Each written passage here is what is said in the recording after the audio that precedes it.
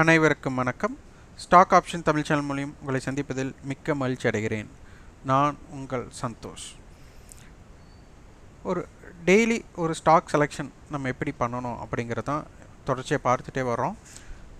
அதே மாதிரி ஃபின்னிஃப்டியோட லெவல்ஸ் எப்படிங்கிறதையும் நம்ம பார்க்கலாம். நான் செபில் பதிவு பெற்ற பங்கு ஆலோசகர் கிடையாது. இது பயிற்சிக்கான வீடியோ. எந்த பரிந்துரையும் நாம் வழங்குவதில்லை. இப்போ ஃபின்னிஃப்டியோட லெவல்ஸ் பார்த்துட்டிங்கன்னா மார்க்கெட் இன்றைக்கி ஓப்பன் 17,702, ஹை பார்த்தா 17,856, லோ பார்த்திங்கன்னா 17,693. அப்போ கிட்டத்தட்ட ஒரு 180 புள்ளிகள், ஒரு 170 புள்ளிகளோட மொமெண்டம் கொடுத்துருக்குறாங்க. இன்றைக்கி க்ளோசிங் 17,793. இப்போ இதில் ஏப்ரல் கான்ட்ராக்ட் பார்த்திங்கன்னா நம்மளுக்கு ஒரு கிட்டத்தட்ட ஒரு ப்ரீமியம்னாலே பார்த்துட்டிங்கன்னா ஒரு நியர்பை ஒரு 150 to 200 பாயிண்ட்ஸ் வந்து நம்மளுக்கு ப்ரீமியத்தில் இருக்குது. அதுவே மே கான்ட்ராக்ட் பார்த்திங்கன்னா கிட்டத்தட்ட 300 பாயிண்ட்ஸுக்கு மேலேயே நம்மளுக்கு ப்ரீமியத்தில் இருக்காங்க.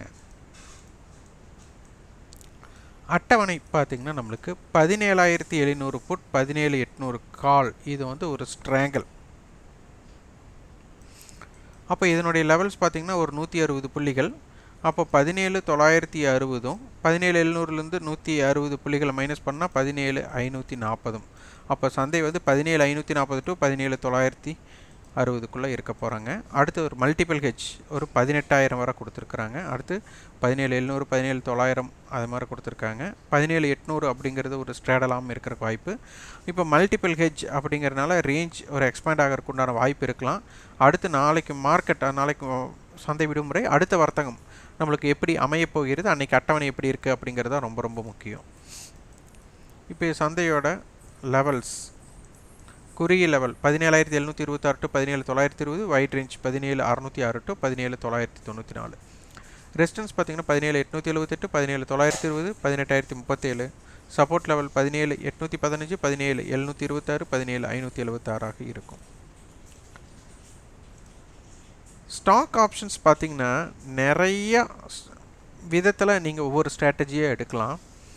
ஒரு இம்பேக்ட் ஒரு ஸ்டாக்ஸ், ஒரு மொமெண்டம் ஸ்டாக்ஸ்ன்னு சொல்லலாம். இப்போ ஒரு சராசரியாக ஒரு ஸ்கிரிப்ட் பார்த்திங்கன்னா 1% ப்ளஸ் ஆர் 1% மைனஸ் அதற்குள்ளே ஒரு ரேஞ்ச் இருக்கலாம். அல்லது 2% ப்ளஸ் 2% மைனஸ் இந்த ரேஞ்சுக்குள்ளே இருக்கலாம். அப்போது ஒரு மொமெண்டம் கம்மியாக இருக்கிற ஸ்டாக்ஸ்குள்ளே போனீங்கன்னா உங்களோட ப்ராஃபிட் என்னவா இருக்கும் அப்படின்னா குறைவாகத்தான் இருக்க போகுது. ப்ராஃபிட்டே வந்தாலும் ஏன்னா அதோட ரேஞ்ச் குறைவாகத்தான் இருக்குது. அப்போ ரேஞ்ச் குறைவான இடத்துல உங்கள் ப்ராஃபிட்டை வந்துட்டு குறைவாகத்தான் வைத்து கொள்ள வேண்டும். இதுதான். இதே ஹை ரேஞ்ச் ஸ்டாக்ஸ்ன்னு சொல்லுவாங்க, ஒரு மொமெண்டம் ஸ்டாக்ஸ்ன்னு சொல்லுவாங்க. அப்போ அதில் வந்து ப்ராஃபிட்டை இன்க்ரீஸ் பண்ணக்கூடிய வாய்ப்பு அமையலாம். அப்போது சந்தை நீங்கள் ஒரு ஸ்டாக் செலக்ட் பண்ணுறீங்கன்னா, இப்போ நீங்கள் வந்து உங்களுக்கு டெய்லி ஒரு 1000 வேணும், 500 வேணும் அப்படின்னு நீங்கள் எடுத்திங்கன்னா மொமெண்டம் ஸ்டாக்ஸ்க்கு எப்படி வைக்கலாம், மொமெண்டம் இல்லாத ஸ்டாக்ஸ்க்கு எப்படி இருக்கலாம், ஹைலி மொமெண்டம் ஸ்டாக்கை எப்படி வச்சுக்கலாம் அப்படிங்கிறது தான் உங்களோட ஆய்வில் இருக்க வேண்டும்.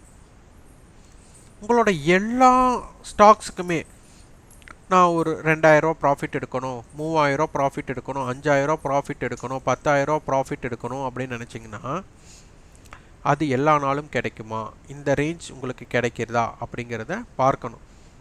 சில ஸ்டாக்ஸ் பார்த்திங்கன்னா 1,000 ப்ராஃபிட்டை பார்க்குறக்குள்ள ஒரு 3,000 லாஸ் வந்துட்டு தான் திருப்பி இந்த 1,000 ப்ராஃபிட்டை கொடுப்பாங்க. இல்லை நோ லாஸ் நோ ப்ராஃபிட் கொடுக்கக்கூடிய வாய்ப்பாக இருக்கும். அப்போ இந்த மாதிரி ஸ்டாக்கில் நான் வியாபாரம் பண்ணலாமா அப்படிங்கிறது தான் உங்களுடைய ரிசர்ச் இருக்கணும்.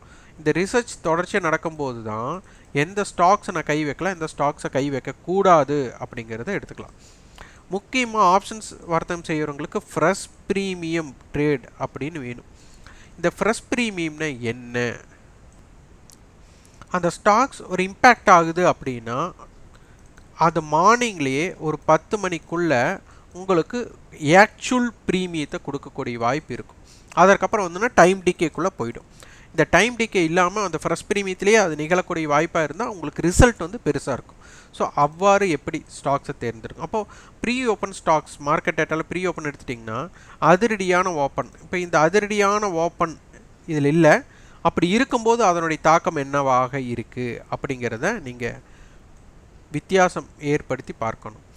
இந்த மாதிரி அதிரடி ஓப்பன் நடக்கிற இடத்துல ஒரு வீக்லி பிரேக் அவுட்ஸோ இல்லை மந்த்லி பிரேக் அவுட்ஸோ இயர்லி பிரேக் அவுட்ஸோ இருந்தால் என்ன நடக்குது அப்படிங்கிறத ஃபில்ட்ரைஸ் பண்ணி அதை நீங்கள் ஒரு உங்களுக்கு உண்டான தாக்கமாக மாற்றணும்.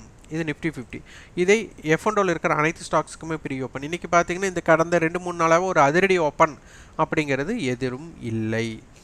இது முடிஞ்சாச்சுன்னா நம்மளுக்கு ஈக்விட்டி அண்ட் எஸ்எம்இல தான் பார்க்கணும். இது மார்க்கெட்டோட லைவில் ரேங்கிங் அடிப்படையில் இப்படி கொடுப்பாங்க. இன்றைக்கி பார்த்தீங்கன்னா அதானி என்டர்பிரைஸ், அதானி போர்ட்ஸ் நம்மளுக்கு இடையிலே ஒரு 10 மணிக்கு அந்த இம்பேக்ட் கொடுத்துட்டாங்க. ஆனால் அந்தளவுக்கு இருந்தது. ஸோ அந்த ஸ்டாக்ஸை நீங்கள் தேர்ந்தெடுத்திருந்தால் அது ஒரு தாக்கமாக இருந்திருக்கும். இது நிஃப்டி 50. இதுவே பார்த்தீங்கன்னா F&O, அதுவும் பார்த்தீங்கன்னா உங்களுக்கு எல்லாமே இதில் இருக்கும். அப்போ இதில் யார் ரேங்கிங்கில் உங்களுக்கு இம்பேக்டட் பிரேக் அவுட்டில் இருக்காங்கன்னு பார்த்துட்டு அதில் வர்த்தகம் செய்ய முற்படணும். இல்லைன்னா செக்டாருக்கு போய்க்கோங்க. செக்டாரில் இன்றைக்கி யார் தாக்கம் இருக்கிறாங்க, அதான் ட்ரெண்டிங் ஸ்டாக்ஸாக இருக்க போகுது. அந்த எந்த செக்டார் ட்ரெண்டிங்காக இருக்கோ அந்த செக்டாரில் இருக்கிற ஸ்டாக்ஸை நம்ம அர்த்தம் செய்யறதுக்கு பார்க்கணும். இப்போ பார்த்தீங்கன்னா இன்றைக்கி ஆட்டோ செக்டார் 1% இருக்குது, மீடியா மெட்டல்ஸ் நல்லா ஒரு இம்பேக்ட் இருக்குது, பிஎஸ்சி பேங்க்ஸ் இருந்திருக்கு. இப்போ இது பார்த்தீங்கன்னா நம்மளுக்கு அதிகபட்சமாக மீடியா மெட்டல் பாருங்கள்.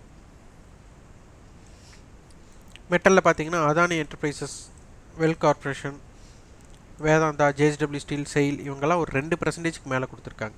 அப்போ இன்றைக்கி மெட்டல் செக்டாரை நீங்கள் ட்ரேட் பண்ணியிருந்தால் ஒரு நல்ல ஒரு தாக்கத்தை ஏற்படுத்தி இருக்கும். இதை நீங்கள் லைவ் மார்க்கெட்டில் இந்த மாதிரி ரிசர்ச் பண்ணணும். இது ரிசர்ச் பண்ண உங்களுக்கு மிக மிக வாய்ப்புகள் நிறைய இருக்கும். ராங் ட்ரேடை நீங்கள் அவாய்ட் பண்ணிக்கலாம். ரொம்ப முக்கியம், ராங் ட்ரேட் எடுக்கவே கூடாது. வாய்ப்பு இருக்கிற வர்த்தகம் தான் நீங்கள் ஈடுபடுத்தி கொள்ள வேண்டும். இவ்வாறு தான் உங்களை டெய்லி ஒரு ஸ்டாக்ஸை தேர்ந்தெடுத்து நீங்கள் வியாபாரம் செய்யணும். அதில் நீங்கள் எதிர்பார்க்குற ப்ராஃபிட் லாஸ் எல்லாமே இருக்கும். அப்போ அதில் எப்படி அக்யூரசி ஆட் பண்ணிக்கிறது நீங்கள் தொடர் ஆய்வு செய்து கொள்ளுங்கள். அதற்கு உண்டான கட்டண பயிற்சி நம்மகிட்ட இருக்குது. விருப்பம் உள்ளவர்கள் அதனை இணைந்து கொள்ளலாம். 9842610908 அப்படிங்கிற நம்பருக்கு வாட்ஸ்அப் செய்யுங்க. அதில் உங்களுக்கு உண்டான டீட்டெயில்ஸை தர்றோம். இந்த வீடியோ உங்களுக்கு பயனுள்ளதாக இருந்தால் லைக் பண்ணுங்கள், ஷேர் பண்ணுங்கள், சப்ஸ்கிரைப் பண்ணுங்கள். கண்டிப்பாக உங்களோட ஃபீட்பேக்கை கமெண்ட் பாக்ஸில் பதிவு பண்ணுங்கள். நன்றி, வணக்கம்.